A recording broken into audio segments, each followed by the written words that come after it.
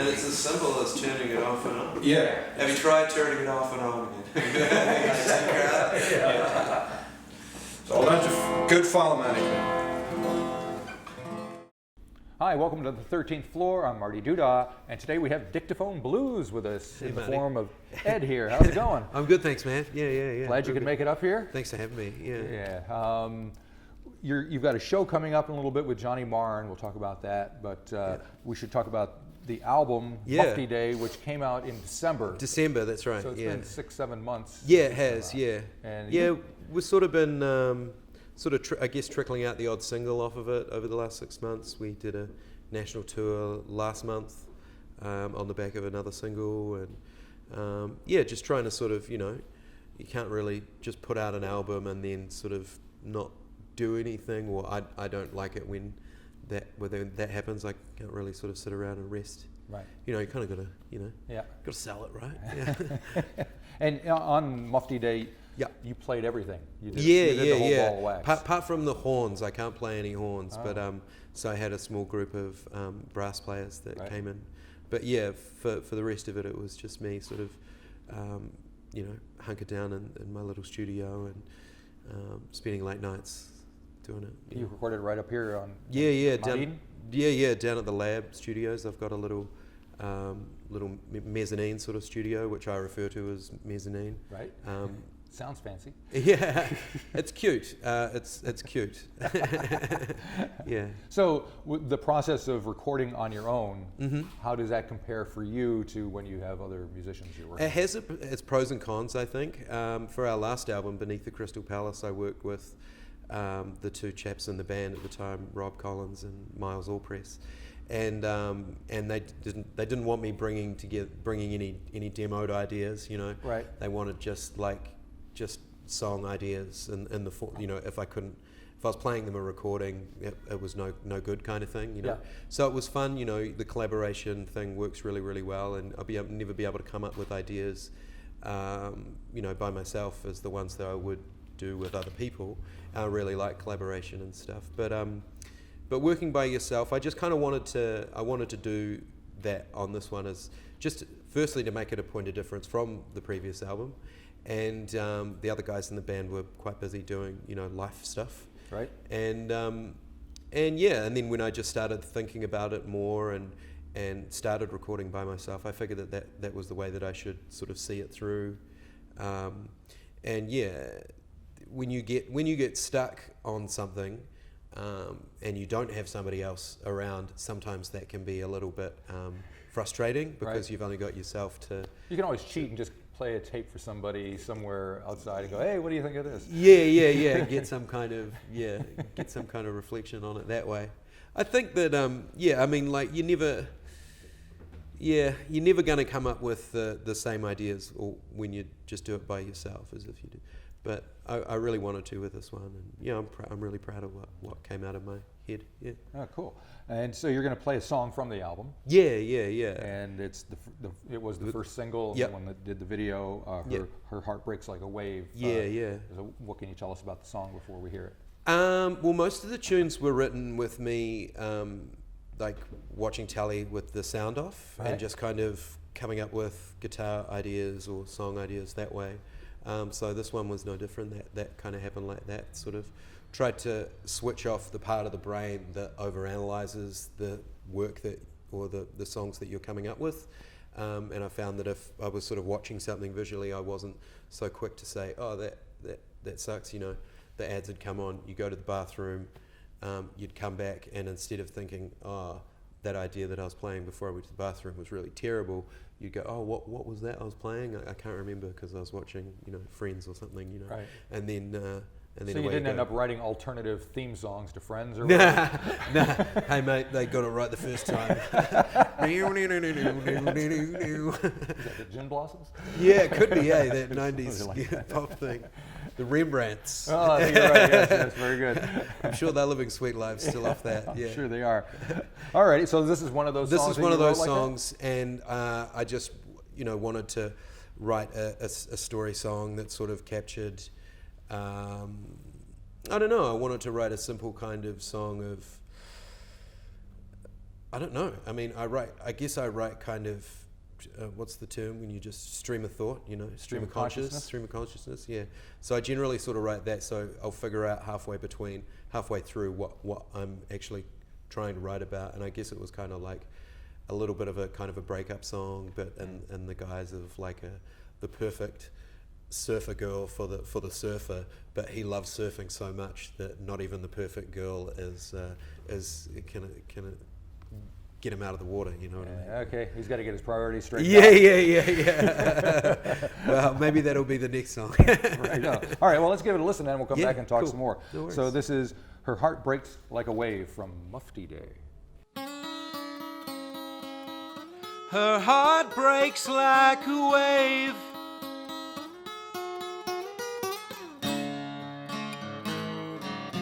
Her heart breaks like a wave. Her heart breaks like a wave. Her heart breaks like a wave. She did the kicking out. He's sleeping in his van. Rocks up to work in the same old shirt, smelling like fag ends. She's boxing up his junk. She can't get it out soon enough. Out of her sight and into the mud. Her friends are all asking what happened, for they were the ones all hope was pinned on, and if they can't make it,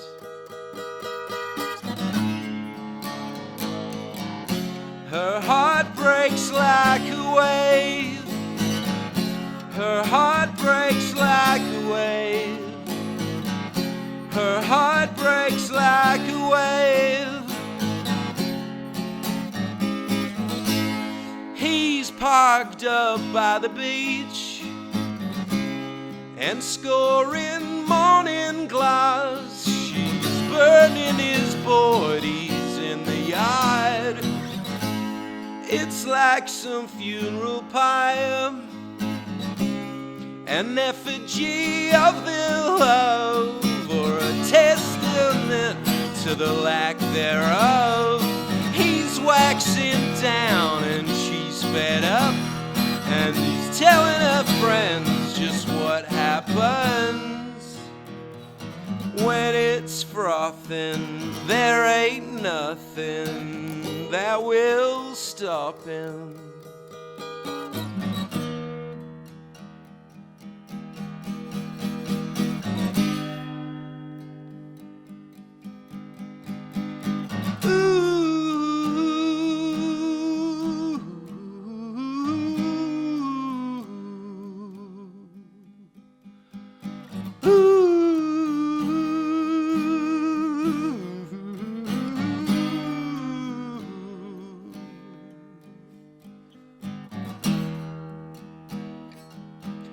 Not even her body,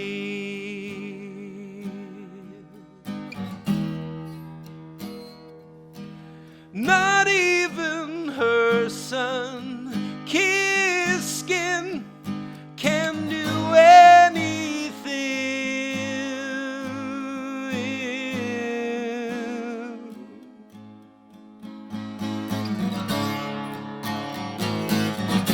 Her heart breaks like a wave. Her heart breaks like a wave. Her heart breaks like a wave. Her heart breaks. Her heart breaks.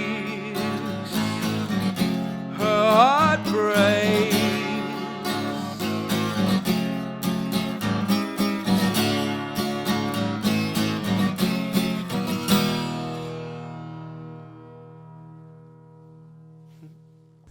Okay, we're back here with Ed from Dictaphone Blues. Hey. And we should just mention that the album Mufti Day was released on vinyl, which I'm always happy to see that. Yeah. And you've gone way overboard and put it on red vinyl, yeah. which is always Well, good. if you're going to do something, you kind of do it the way you want to do it, right? Right. Yeah. Which I got to believe has got to help sales when you're, especially out playing gigs and stuff, and people see Yeah, that. They totally. You know, you gotta kind have of one. you have it on the merch table with a little peak of the red vinyl out the side. You know, whatever catches people's eyes. But yeah. Very nice, very nice. So, and was releasing it on vinyl, is it a financially viable thing to do, or is it just... It is if you're extremely popular, I'm sure. I mean, but no, it's more of, I mean, for me, it was just like, you know, I got to have it. I've got to, you know, nobody's buying CDs. I watched, watched the sales of like my first album change between the first album and the second album within the space of 2 years. I think they kind of halved. Right. And, so this whole thing is not something that people are just making up, that people aren't buying music anymore. It really No, and I believe, noticeable. I believe that, people, I think music needs to have a renaissance. I think, I mean, it's not as wanted, it's not as needed as it used to be. I think people don't go to it for their, I don't know if they're feeling blue or they're feeling really happy. I don't think people, you know, put on Dancing on Sunshine anymore, you know, when they're feeling really great, or listen to some Tom Waits when they want to. And it also seems like it's just everywhere. It's too easy to get, and Yeah. you don't have to make an effort. Yeah, that's so right. Therefore, you take it for granted, I guess. Yeah. So. Yeah, I mean, getting back to your original question, not for me. It's not really a financially viable thing, but, well, it is if you sell half of your run. Right. And, you know, I guess I'm halfway there, so. Nice. You know, yeah. Get there. All right. So the next song that you're going to do is from the previous album, Beneath the Crystal Palace. Yeah. This is called, what, My Girl Anymore? That's right. Yeah, and this is the one you did record with the other guys in the band. Yeah. It's a song that it really fits in still with Mufti Day sort of stuff, and it's had a bit of a recharge for us in the last 6 months, I guess. And we've started playing it live again, and it's just quite a melodic pop song, I guess, and it fits in with the rest of our new stuff. So, yeah, I thought we'd just sort of give it a show, you know. All righty, well, let's give it a listen, Go and on. we'll be back with more.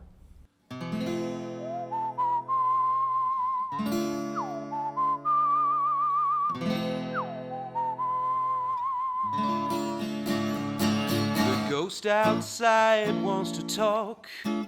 He heard it from a real good source, that you're back on the scene, back from where you had been. You're out to pasture when no one could ask you, and he thinks he knows what you like. He's friends with you online. Who am I to say it's not yesterday? Maybe I never knew anyway, and I guess we'll never know, 'cause you're not my girl anymore.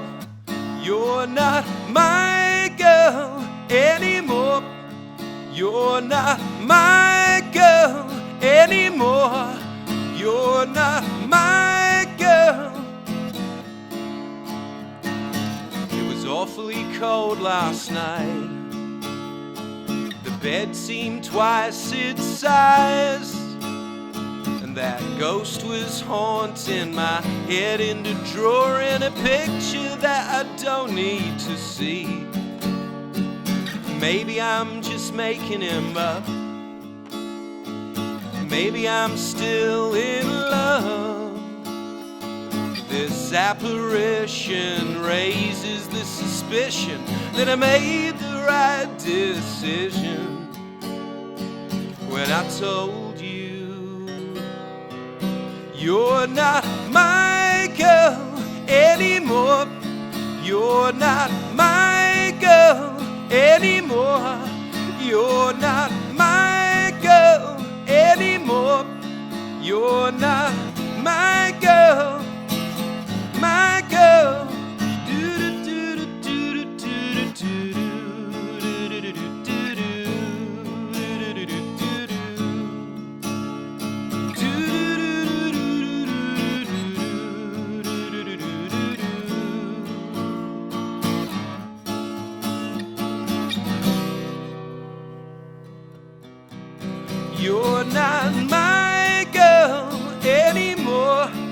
You're not my girl anymore.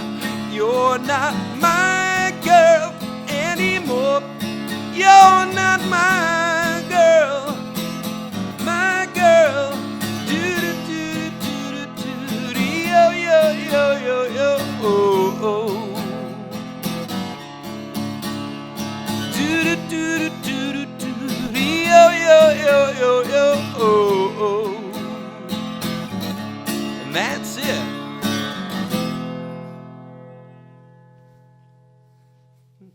Okay, we're back with Dictaphone Blues for one more song and a little more conversation with Ed here. I guess if you're talking about musical genre, probably the one that comes up most often when your music is discussed would be power pop. Would that be right? Okay. Yeah, definitely.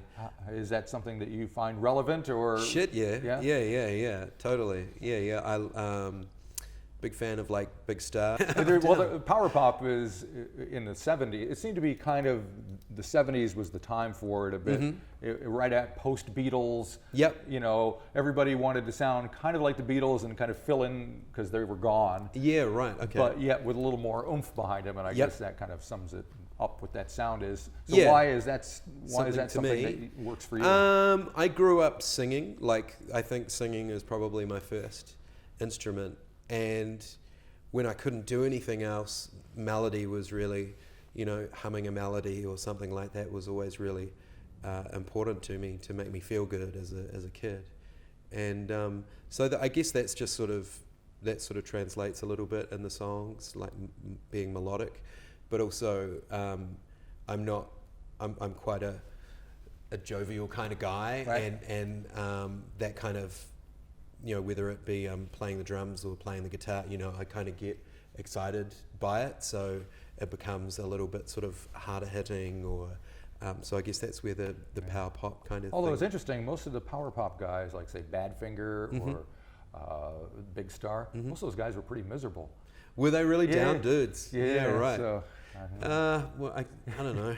oh, and speaking of miserable, how's this for a segue? Yeah. You're going to be opening for Johnny Marr. Right? Yeah. I'm so sorry for that. I'm really happy. I hope he's a nice guy. You know, I'm sure he is. Because I don't, you know, He had to it's a put up bummer. with Morrissey for how many years, true, right? True. I mean, like, I don't know whether you've met any, you know, like of your, you know, people that you really respect, and sometimes, you know, respect the art and not the artist. Yeah. But you know, I just hope he's a nice dude, because So you're a big fan, my heart obviously? wouldn't. Yeah, totally. Yeah. I love the Smiths, and you know, I've kept an eye on his solo stuff over the last couple of years, and he's released some good singles. And since we got this spot, you know, I've sort of been, you know, listening to both of his solo albums from the last, like, I think 3 years. Right. Some really good songs on it, and I mean, it doesn't sound like, you know, a guy who's sort of, I don't know, what would he be in his 50s? Early 50s, Early I think, 50s? yeah. It doesn't really sound like a 50-year-old guy. It sounds like a modern kind of guitar synth kind of band, you know, but not lame. Yeah. And he seems to me like a guy who's in search for the perfect group again, because he's been Yeah. jumping around playing with all Right. different people, and nothing seems to settle in just right. So. Yeah. Well, the live stuff that I've looked at over the last couple of years looks awesome, and the band look really, they look like $1 million. Yeah. You know? Yeah. I'm cool. excited about that. And yeah. so you're not playing just solo; you're bringing the group. Playing with the group, yeah. I haven't done. I used to do a lot more sort of just guitar solo stuff, and since I've lived in Auckland over the last, I don't know, 8 years, I haven't really done heaps of that, and it's something that I really want to do a lot more of. Is that because there's just a lot more people to play with?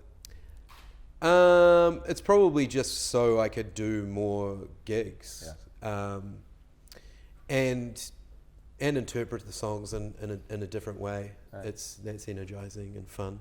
But yeah, so the Johnny Marr show will be with the full band. Yeah. Cool. All right, so we got one more song we're going to hear, which is called Lantern. Yeah. It's off the first album. It's off the first album. Yeah. Any Yeah. little preface that we need to know about this one? Nope. I'll take that as a no. All right. Very good. Just listen to it. And find out everything you want to know. All right. Well, thank you very much for stopping Thanks by. for having me, Marty. I can't wait to hear yeah. the song, and we'll see you down at the power station. See you at the power with old station next Johnny. Thursday. Yeah. Cool. There's a light In the distance that flickers, it dances just out of reach. The warmth it conveys and the games that it plays is something that's become accustomed to me. Without an anchor, the cellophane wrapper's been removed. Now I'm no longer brand new. And the light in the distance grows pale as it inches out of view.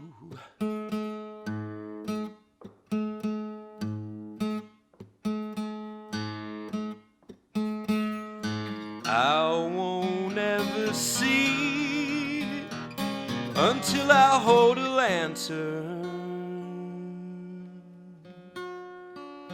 I won't ever see until I hold a lantern. I won't ever see until I hold a lantern.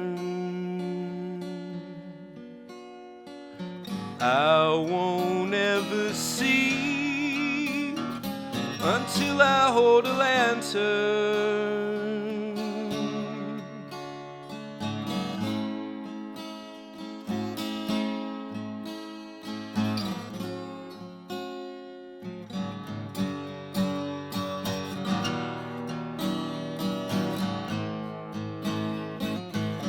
I've taken the candle off of my mantle and I've sharpened the wick nice and neat.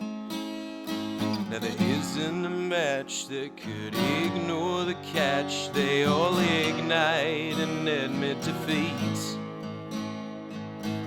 The light in the distance is somewhat intermittent, no cause for concern, I'm sure. What is flint and tinder when it's all chars and embers, but a burn box of sticks on the floor?